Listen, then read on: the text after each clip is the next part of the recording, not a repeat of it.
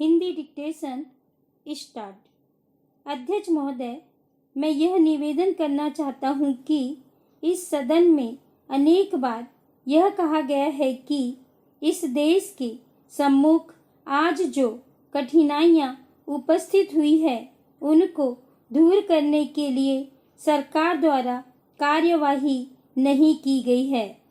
इस देश के सभी लोग इस बात को जानते हैं कि इस देश के समक्ष अनेकों समस्याएं आई है।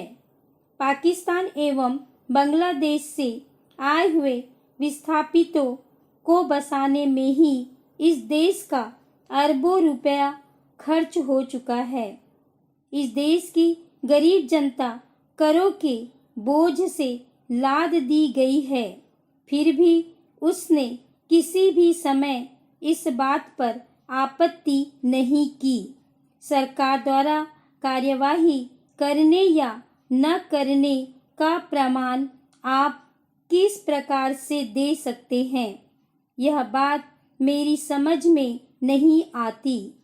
कुछ साल पहले अनेक स्थानों पर यह चर्चा आरंभ हो चुकी थी कि इस देश के सभी लोगों को आपस में सहयोग करना चाहिए। अभी मुझसे पहले बोलने वाले माननीय सदस्यों ने कहा कि 2-4 साल तक हमारी ग्रामीण जनता को पीने का पानी भी उपलब्ध नहीं था। आज उन्हें हर प्रकार की सुविधाएं प्राप्त है। उनके लिए अस्पताल, स्कूल और कॉलेज खोल दिए गए हैं। आज पढ़े लिखे लोगों की संख्या कुछ वर्ष पहले की संख्या से 3 गुनी अधिक है।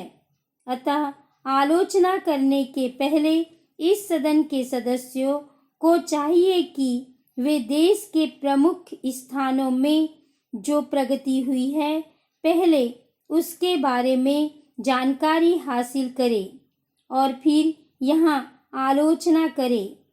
यह देश के लोग भले ही गरीब हैं, किंतु पिछले अनेक सालों से देश में हुई प्रगति को नज़रअंदाज नहीं किया जा सकता है।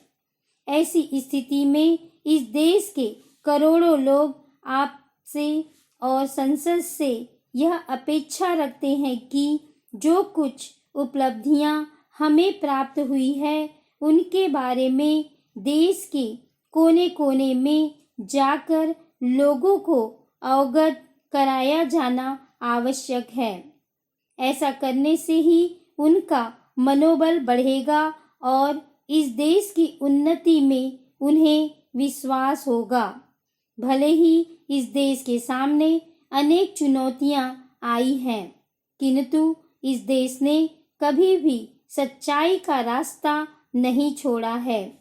अतः मेरा सुझाव यह है कि संसद सदस्यों की यह जिम्मेदारी होनी चाहिए कि वे गांव-गांव में जाकर देश की प्रगति के बारे में लोगों को जानकारी दें। ऐसा करना देश के हित में होगा, आपके हित में होगा और जनता के हित में भी होगा। पैरा भारतवर्ष संसार में सबसे बड़ा लोकतंत्र है और इसे बचाए रखने के लिए हमें भरसक प्रयत्न करना होगा। इसके लिए हर एक आदमी का यह कर्तव्य होना चाहिए कि वह अपने हित को ही ध्यान में रखते हुए कार्य न करे, बल्कि देश का हित सर्वोपरि होना चाहिए। यही सच्चे लोकतंत्र का आधार है।